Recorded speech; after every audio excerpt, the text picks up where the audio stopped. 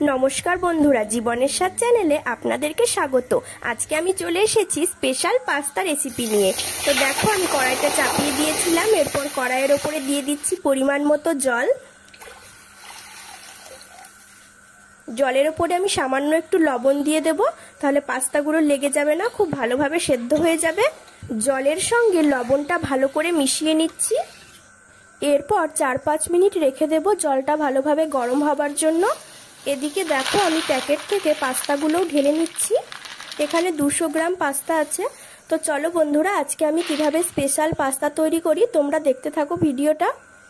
দেখো, তোমাদের সঙ্গে গল্প করতে করতে জলটাও গরম হয়ে গেছে। আর এদিকে আমি পাস্তাগুলো সব ঢেলে দিলাম। পাস্তাগুলো জলের সঙ্গে ভালো করে একটু মিশিয়ে নিচ্ছি। তো দেখো, পাস্তাগুলো এদিকে সেদ্ধ হতে থাক, আর আমি এর মধ্যে যে যে উপকরণগুলো দেব সেগুলো একটু রেডি করে ফেলি। আর বন্ধুরা, তোমরা পাস্তা খেতে কে কে ভালোবাসো অবশ্যই কমেন্টে জানাবে। আমার তো পাস্তা রেসিপি খুব ভালো লাগে, আর এভাবে যদি তোমরা বাড়িতে পাস্তা করো তাহলে ছোট থেকে বড় সবাই কিন্তু খুব মজা করে খাবে। তো আমি এখানে একটা মিডিয়াম সাইজের শসা নিয়ে নিয়েছি, সেটাকে এখন কুচি কুচি করে কাটছি। এরপর একটু আদা ঘষে নিচ্ছি, তোমরা বেটেও নিতে পারো, সামান্য একটু আদা দিলেই হবে। তো দেখো, অল্প করে আমি আদা ঘষে নিয়েছি। তো এবার 4টে কাঁচা লঙ্কা আমি একটু কুচি করে দেব। পাস্তা রেসিপিতে শুকনো লঙ্কার গুঁড়ো বেশি না দিয়ে কাঁচা লঙ্কা বেশি দিলেই খেতে বেশি ভালো লাগে। আর এদিকে দেখো, সবকিছু জোগাড় করতে করতে পাস্তাগুলোও প্রায় সেদ্ধ হয়ে এসেছে। পাস্তা যদি তোমরা অনেক বেশি সেদ্ধ করো তাহলে কিন্তু ভাজার সময় কড়াইতে লেগে যাবে। তাই দেখো, যখনই অল্প সেদ্ধ হয়ে যাবে তখনই কিন্তু ঢেলে নিতে হবে। আমি দেখো ঢেলে নিচ্ছি। একটা ফুটো বাটিতে কিংবা গামলায় তোমরা ঢেলে নেবে, তাহলে গরম জলটা ভালো করে ঝরে যাবে।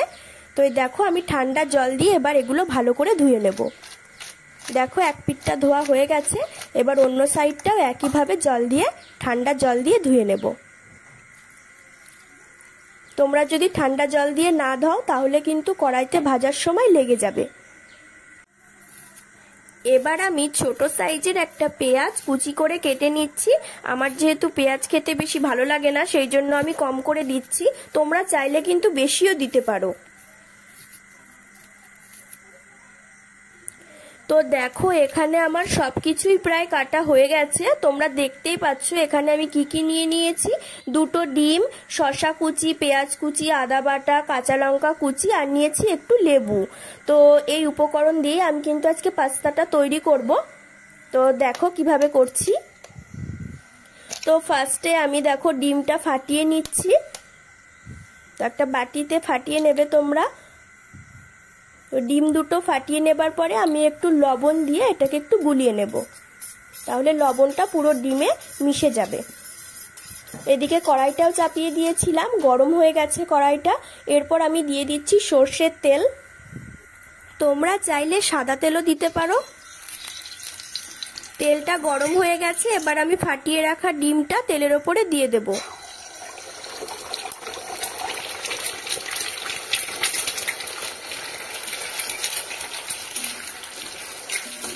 তো দেখো, ডিমটা আমি ভুজিয়া স্টাইলে ঝুরি ঝুরি করে ভেজে নিয়েছি।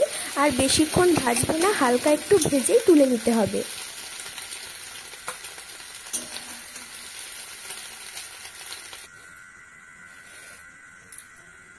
কড়াইতে সামান্য তেল ছিল।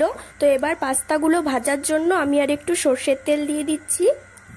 তেলটা গরম হয়ে গেছে, এবার ফোড়ন দেব জিরে। জিরে দিয়ে হালকা একটু নাড়াচাড়া করে জিরেগুলো ভেজে নিচ্ছি। তো এরপর আমি দিয়ে দেব আদা বাটা। আদা আর জিরেটা হালকা একটু ভেজে নিয়ে এরপর আমি পাস্তাগুলো দিয়ে দেব। এগুলো আমি দেখো ফুটো বাটিতে ভালো করে জল ঝরতে রেখে দিয়েছিলাম। তো এখন পাস্তাগুলির সঙ্গে আমি মশলাটা একটু ভালো করে মিশিয়ে নিচ্ছি। এরপর দিয়ে দেব পরিমাণ মতো হলুদ গুঁড়ো। হলুদ গুঁড়ো দিয়ে একটু নাড়াচাড়া করে ভেজে নিতে হবে।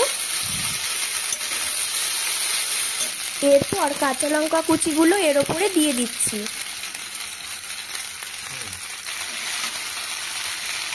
পাস্তাগুলি আমার হালকা ভাজা হয়ে গেছে। এরপর দিয়ে দিচ্ছি স্বাদমতো লবণ। যেহেতু পাস্তা সেদ্ধ করায় আমি লবণ দিয়েছিলাম, তাই লবণের পরিমাণটা কম রেখেই দিচ্ছি।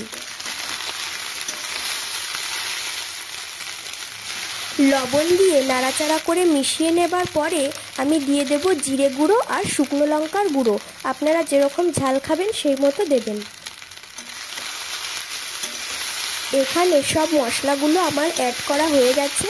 আর দেখো ভাজা প্রায় হয়ে এসেছে। আর শেষের দিকেই আমি ডিমটা দিয়ে দেব। দেখো সেই ডিমগুলো আমি ভুজিয়ার মতো করে ভেজে রেখেছিলাম, ওগুলো এখন দিয়ে দিচ্ছি। পাস্তার সঙ্গে এখন ডিমগুলো খুব ভালো করে দেখো মিশিয়ে নিচ্ছি। আর সত্যি বলছি বন্ধুরা, তোমরা এভাবে বাড়িতে এই স্টাইলে পাস্তা রান্না করে খাবে, দেখবে খুব ভালো লাগবে খেতে। দেখো পাস্তা ভাজা আমার হয়ে গেছে, হালকা একটু লাল লাল হয়েছে। তো সব শেষে আমি অ্যাড করব গরম মশলা গুঁড়ো। সামান্য একটু গরম মশলা গুঁড়ো দিলেই হবে। তো গরম মশলা গুঁড়ো দিয়ে পুরো পাস্তার সঙ্গে মশলাটা মিশিয়ে কিন্তু নামিয়ে দেব, আর বেশিক্ষণ রাখার দরকার নেই। তো দেখো আমার পাস্তা রান্না করা কিন্তু হয়ে গেছে। আমি ওভেন থেকে নামিয়েও নিয়েছি। আর এই পুরো পাস্তাটার ওপরে কিন্তু আমি জাস্ট কয়েক ফোঁটা লেবুর রস ছড়িয়ে দেব, তাহলে কিন্তু এর স্বাদ আরও দ্বিগুণ বেড়ে যাবে। আর দেখো লেবুর রসটা আমি পুরো পাস্তাটার সঙ্গে মিশিয়ে নিচ্ছি। তো বন্ধুরা দেখো ফাইনালি কিন্তু আমার পাস্তা রান্না পুরোপুরি কমপ্লিট।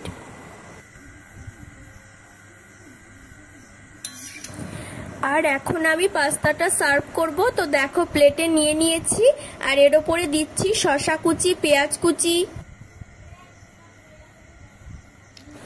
এর ওপরে একটু চানাচুর ছড়িয়ে দিচ্ছি। এরপর দিয়ে দিলাম কাসুন্দি,